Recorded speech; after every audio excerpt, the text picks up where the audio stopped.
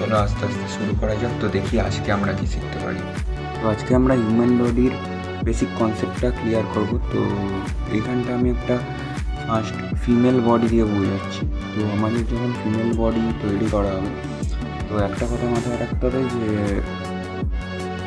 হেডের বা মাথার তুলনায় আর যে আমাদের ফিমেল বডির যে চেস্ট যে ব্যাপারটা আছে, যদি আমরা সাইড থেকে দেখি তাহলে তার থেকে কোমরের পোর্শনটা অনেকটা সরু হয়। তো এই জায়গাটা খেয়াল রাখতে হবে।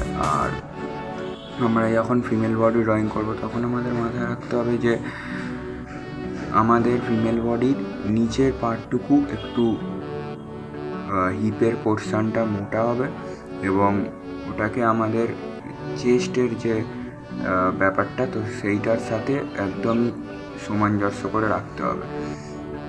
তো নেক্সট আমরা যদি একটা মেল বডিকে লক্ষ্য করি, তো ঠিক তার অপোজিটটাই হবে, যেটা বলা হয়নি।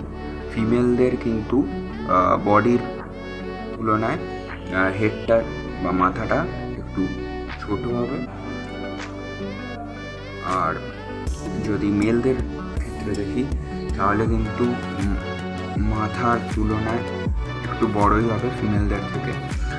এবং আমাদের বুকের যে পিছন, যে পিঠের সাইড থেকে যে কার্ভ হয়ে নিচের দিকে নামবে, তো তার সাথে কিন্তু সামঞ্জস্য করে আমাদের তলার পোর্শনটা হিপের জায়গাটা হবে।